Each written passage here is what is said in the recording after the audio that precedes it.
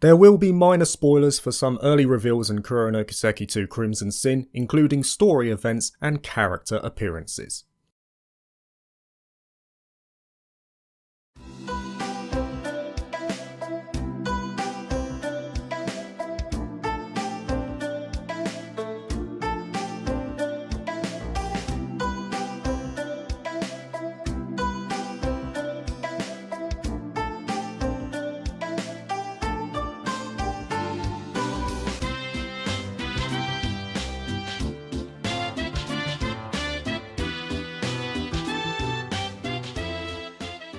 Yeah, this is going to be one of the most divisive Trails games so far. Before the close of 2023, I wanted to get one more game off my backlog, and that was the sequel to Kuro no Kiseki, or I guess Trails through Daybreak, now following the announcement in Crimson Sin. For the sake of this video though, I'm just going to keep the Kuro no Kiseki name for consistency. I will also say that every button prompt I give in this video references an Xbox Series controller. Now, first port of call, yes, I played the game with a fan translation utilising the Clouded Leopard Entertainment PC version. But in the same breath, fan translations are a sore spot for Trails after what happened with Zero Field, so for that reason, I am not going to share where I got this. I am only going to thank the individuals who worked on it, thus allowing a playthrough to be possible. And I'm glad I did, because Crimson Sin is an odd one. I needed at least a couple of weeks to conceptualise my thoughts because this game is not what I was expecting. What I can say for certain though, is that it will divide opinion. I'd say even more so than Cold Steel 4 or Trails in the Sky III. Crimson Sin takes place a couple of months following the end of the first game, and Van, as head of the Arkwright Solutions office, sets forth on another request around the city of Edith. It plays very similarly to the first game as you would expect, but that's not to say that Crimson Sin doesn't stand out in its own way. There are some notable positives, so we'll start with those first. Initially, the OST. Even though the original Kuro no Kiseki was my favourite game that I played in 2022, one of my biggest gripes with it was that it had a lacklustre soundtrack. A good one, but not great as I've come to expect from Falcom games. Generally, every Ys or Trails game I've played has had at least, 2 songs I take for my own playlists. Kuro no Kiseki had none of that. So I was pleased to hear what Crimson Sin had to offer. It was definitely back on form in my opinion. Some of the boss battle themes in particular are awesome, and there's several of them to sample during the adventure which rarely disappointed.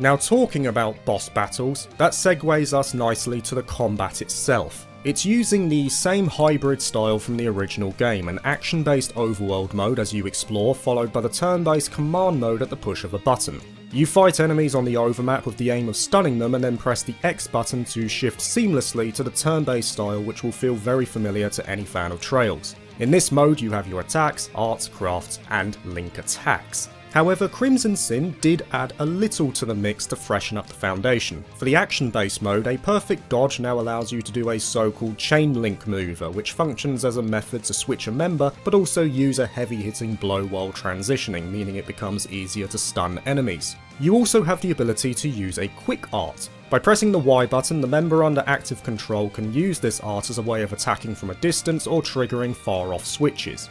In command mode, I'm happy to say that Crimson Sin brought the S-Craft cut-ins back. They're still not the same as what we saw in Cold Steel, but that was an unfortunate loss from the original, so I'm glad they're back here. Also, if you stun an enemy and utilise the boost gauge on the bottom left, you can do an EX chain with a linked member of the party, which acts as a sort of combination craft. All in all, the combat is still as enjoyable as it was the first time around. I was satisfied with what the original had to offer, and Crimson Sin simply added more to the system that was already solid. And it needs to be, because you will be doing a lot of fighting in Crimson Sin. It wasn't just the combat that got some additions, there's a whole new area brought in as well called the Marchen Garten. It's a virtual space where all characters who you have met on the journey can join you on ever-deepening stratums, and it's pretty clear what its main purpose is. While it does have significance to the story of Crimson Sin, its main function is to keep the large cast of characters up to snuff in terms of levels and equipment. And as such, it's going to feel similar to, say, the True Reverie corridor from Trails into Reverie. You choose a roster of members you want to take with you, and you push through the different mini-stages till you fight a boss at the end and clear the stratum.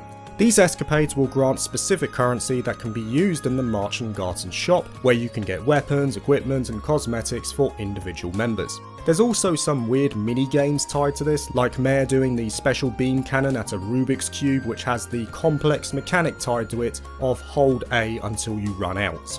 In fact, there are quite a few mini-games on offer. You have stealth missions for certain side quests, which are fine, I guess. They certainly fit the theme of what the Solutions Office would do in terms of tailing a suspect, but the actual gameplay itself is basic. Hide and make sure the gauge at the bottom doesn't fill up. On the other side of the spectrum, there are some chests you will find in the overworld that require a hacking minigame to open. I actually quite like these. You take control of either Mare or Theo as you go through a maze-like level to get to the end, and the reward is generally always worth it, as you get both SP that contributes to your overall rank at the end of the chapter, and some fairly good loot like new Hollow Cores. As for the Hollow Cores, Orbment setups were mostly untouched from the original, and will have that air of familiarity to series veterans. You have the aforementioned Hollow Core itself, which functions as a master quartz, an arts driver that gifts a collection of arts to use, and the quartz themselves that you can place in lines. Depending on the combination used and what line the quartz were put in, you can then get certain buffs for yourself, debuffs for enemies, or even finishing moves. It's still as decent as it was the first time around, so no complaints there. As do I have no complaints with the overall cutscene direction. Of course, Kuro no Kiseki was the first game that utilised Falcom's new engine for a complete experience, and it looked awesome, though it did have some frayed edges here and there. Crimson Sin was just further evidence that Falcom are beginning to understand and comprehend the capabilities of this periphery and what they can do with it. The engine is in full swing here in regards to cutscenes, in that they happen more frequently and they feel more impactful than the original game, which was already a notable step up in presentation. They just seem increasingly smooth, and I'm a big fan of how they will often transition from a standard text-based presentation to these more impressive looking cutscenes without warning. It really does bring the scene to life, and I was very much on board with how the characters were presented in the cutscenes.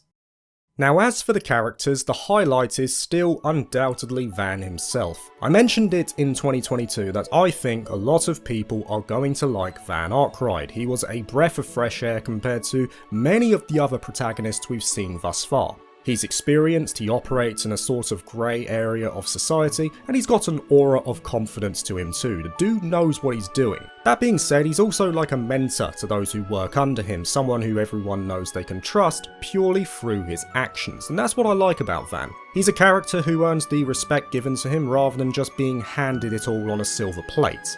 Van is by no means the only highlight though. There are certainly other members who shine here, both through the flow of the main story and the return of the Connect events. Connect events are pretty much as they sound. They're the opportunity to, quote, connect to a certain character and act just like the bonding events from Cold Steel. However, just like Kuro no Kiseki, I think these are optional events that are done right for the most part, because they don't withhold important information to a character's backstory or bring forth developments that are specific to these events. In many cases, they're simply reinforcing the traits and characteristics that we're already aware of. From memory, there was only one Connect event that I think should have been included in the main story, but that's purely because of that particular character's background, and how important I feel that moment was to their overall character arc. But for the most part, they are done well and are often worth checking out. So in all, there are a lot of positives to Crimson Sin. It makes improvements in certain areas while also maintaining the core satisfaction from the first game, at least in terms of gameplay and mechanics. But now we jump to the story, and this is where the pie will start to crumble, so to speak. And the reason I say that is because I play the Trails series primarily for its story. That is no secret. While Crimson Sin does present a fairly compelling premise, it has one major flaw in my eyes, and that flaw is that it has very little significance to the overall story of Trails. When you think of the formula that has been in place for Trails since inception, it always follows a set pattern in kind. There are deviations to how that formula plays out, but it's mostly the same. Initially, when an arc begins, you have an introductory game that presents a new land, and new NPCs, and the beginning of this specific story that will be followed on in its sequel. That sequel will then close off that specific story, but will in some way contribute heavily to the overall narrative arc surrounding Trails as a series. And then finally, you'll get an epilogue title that functions as its own continuity of the story in some ways, but is mostly there to tie a neat bow on the top before moving on to the next arc. So for example, Sky First Chapter was your introductory game and was closed off by Sky Second Chapter that contributed heavily to the overall story, with a neat bow placed on top via Sky the Third. Trails from Zero was your introduction to Crossbell and was closed off by Azure that contributed heavily to the overall story of Trails. Cold Steel 1 was your introduction to the east of Erebonia, and then those specific events were closed off by the events in Cold Steel 2. You then had a time skip to Cold Steel 3, which despite being a conjoining point for the previous arcs, introduced the west of Erebonia with a continuation of the mystery from the first half of Cold Steel, and it was then closed off by Cold Steel 4, which contributed heavily to the overall story. This was then followed by a final epilogue game in Trails into Reverie that wrapped up all these prior events before making the jump to Calvard for the new start. Thus, when Kuro no Kiseki released, the formula seemed to still be there. You had an introductory game that presented the land of Calvard, the new characters, the specific story to the arc, and of course some additions like the combat and new engine to boot. As a result of that, and if the formula remained, Crimson Sin would be the game that closed this specific story off, while also contributing in some meaningful way to the overall story of Trails. That does not happen. While the main goal is achieved by the end of Crimson Sin, which is the request given to Van by Agnes at the start of the first game, it feels like such a minor move in the grand scheme of things. Now that's not to say that I didn't enjoy Crimson Sin's offerings, but I enjoyed it for a completely different reason than I did for many of the other games I've played in the series.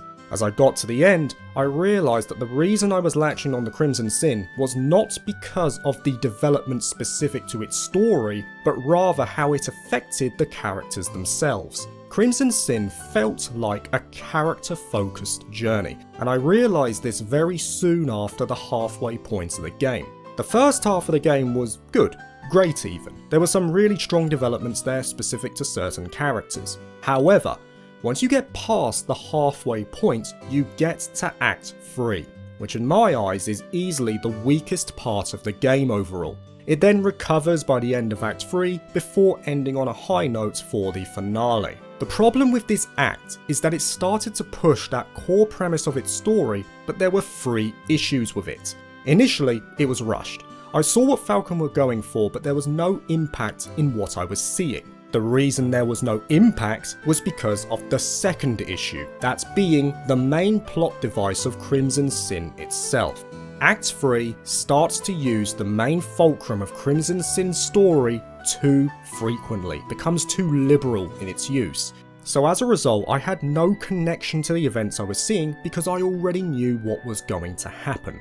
And my final issue was that Act 3 moved away from the character-focused moments in many cases. In other words, its greatest strength was mostly abandoned for the majority of this act, in favour of a surprisingly haphazard sequence of events. Like I say though, I do think it recaptured that magic by the end of Act 3 and subsequently in its finale too. But come the credits roll, that flaw still remains regardless. Crimson Sin goes against the grain and established pattern of Trails in that it feels like another setup game, similar to the first Kuro no Kiseki. And that is why I am confident in saying it will be one of the most divisive games in the series, if not the most divisive. Some players are going to love that it changes the formula and goes at a different angle, while others are going to see it as a glorified filler.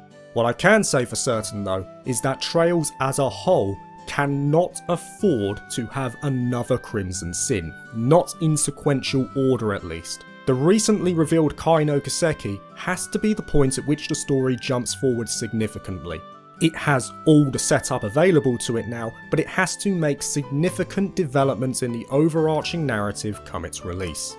And that's going to bring us to the closing moments of this video. In short, I thought Crimson Sin was a great game, as I think of all the Trails games, but if I had to place it in my own personal list, it goes in my bottom 3, which is still good company with Sky First Chapter and Cold Steel 1, but it's in that bottom 3 for a completely different reason to the other 2 games. It was certainly not what I was expecting, and maybe that's why I don't look on it as favourably as other titles. Maybe if I saw it for what it was rather than what I expected it to be, then I'd see it in a better light. But you know, my mindset on Trails remains, and I personally hope that Kai no Kiseki will address the issues I had with this one.